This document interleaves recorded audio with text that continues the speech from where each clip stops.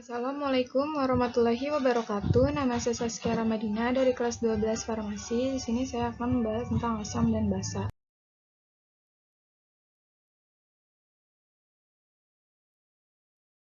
Teori salah satu suatu reaksi kimia yang terjadi dalam suatu zat adalah reaksi asam basa antara larutan dengan berbagai indikator yang menimbulkan perubahan warna pada indikator sehingga dapat diidentifikasi suatu larutan tergolong larutan asam kuat, asam lemah, basa kuat, basa lemah, atau larutan netral. Berdasarkan derajatan keasaman pH, suatu larutan dapat dianalisis kadar ion plus atau OH- dalam larutan sehingga bisa ditentukan molaritas larutan yang menunjukkan kepekaan larutan tersebut. Pada ujian praktek ini dilakukan identifikasi berbagai larutan asam basa menggunakan indikator alam kunyit atau kol ungu sehingga indikator lakmus merah dan biru serta indikator universal phenolphthalein. Selain itu, dilakukan pengukuran pH larutan menggunakan kertas indikator universal dan alat pH meter. Alat dan bahan yang pertama itu ada kertas lakmus, yang kedua indikator universal atau yang ketiga pelas tetes, yang keempat pipet tetes, yang kelima batang pengaduk, yang keenam ada ekstrak kunyit, yang ketujuh ada ekstrak kol ungu, dan yang ke-8 ada PP. Sampel larutan yang pertama itu ada aquades atau H2O, yang kedua ada asam cuka atau CH3COOH, yang ketiga ada amonia, yang keempat ada asam klorida, dan yang terakhir ada NaOH atau soda api. Indikator pada lakmus biru dan lakmus merah. Pada gelas pertama, ini perubahan lakmus merah pada larutan di gelas pertama. Perubahannya tetap merah. Terus kalau pada lakmus biru, ini berubah jadi merah. Lanjut ke pada gelas kedua, di sini lakmus merahnya berubah jadi warna biru, dan di sini lakmus birunya tetap nggak berubah warna. Lakmusnya berubah jadi warna biru, lakmus merah ya berubah jadi warna biru, yang ini lakmus birunya tetap masih warna biru. Pada gelas keempat, kertas lakmus warna merahnya tetap warna merah, nggak berubah, dan kertas lakmus warna birunya juga nggak berubah. Pada gelas kelima, kertas lakmus yang warna merahnya tetap nggak berubah, masih warna merah, dan kertas lakmus warna birunya berubah menjadi warna merah. Indikator alam. Ini yang pertama pakai ekstrak kunyit. Ini sebelum dicampurin sama cairan pada tabung 1, tabung 2, tabung 3, dan seterusnya. Ini sesudahnya. Ini tabung 1 dicampur sama larutan di gelas 1, hasilnya warnanya kuning. Tabung 2 dicampur sama cairan di gelas nomor 2, itu menjadi kuning tua. Yang ketiga jadi oranye, yang keempat jadi kuning, tetap warnanya kuning, yang kelima juga tetap warna kuning. Ini ekstrak kol ungu, ini sebelum dicampur dan ini sudah dicampur. Ini tabung pertama dicampur sama cairan di gelas ke-1, itu warnanya jadi merah. Terus yang tabung kedua dicampur sama cairan di gelas yang kedua itu jadi warnanya hijau toska. Tabung ketiga dicampur sama gelas nomor 3 jadi warnanya kuning. Tabung yang keempat dicampur sama cairan gelas nomor 4 jadi warnanya ungu muda. Tabung kelima dicampur sama cairan di gelas nomor 5 jadi ungu tua. Indikator sintesisnya itu kita pakainya PP. Di sini sesudahnya ini ada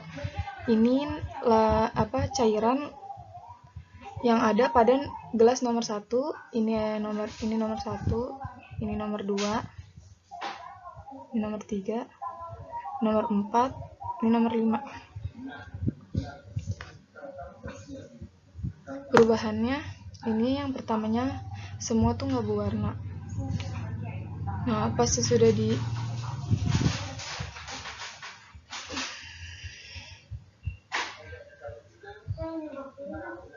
Sudah ditetesin sama PP berubah jadi yang pada belas satu itu nggak berwarna tetap, terus yang kedua pink muda, yang ketiga pink tua, yang keempat tetap nggak berwarna, yang kelima tidak berwarna. Lanjut, ini perhitungan pH pada gelas nomor 1. Ini hasilnya, dia masuk ke dalam pH nomor 1.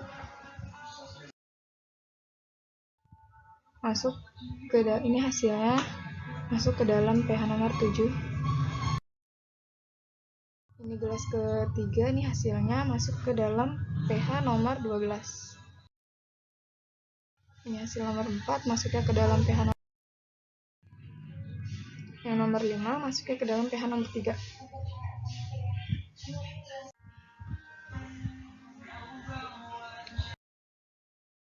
Lanjut, kesimpulannya, sifat suatu larutan dapat ditunjukkan dengan menggunakan indikator asam basa, yaitu zat-zat warna yang warnanya berbeda dalam larutan asam basa. Untuk mengidentifikasi sifat dari asam basa dapat menggunakan kertas lakmus, larutan indikator, atau indikator alami. Alat yang digunakan untuk mengidentifikasi apakah larutan bersifat asam, basa, atau netral adalah larutan indikator fenol phthalate atau PP metil merah dan metil jingga.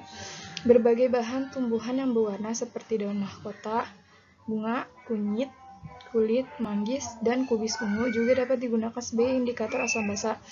Ekstrak bahan ini dapat memberikan warna yang berbeda dalam larutan asam basa. Asam adalah senyawa yang bila dilarutkan dalam air mengalami disosiasi membentuk ion hidrogen dan merupakan donor proton serta sebagai penerima pasangan elektron. Sedangkan basa adalah senyawa yang bila dilarutkan dalam air mengalami disosiasi membentuk ion hidroksida dan merupakan akseptron proton serta sebagai pemberi pasangan elektron. Masuk ke soal pertama. Jika diketahui data larutan sampel berikut, jodohkan atau buat garis penghubung nama senyawa berikut dengan larutan sampel berdasarkan pengamatan yang telah dilakukan.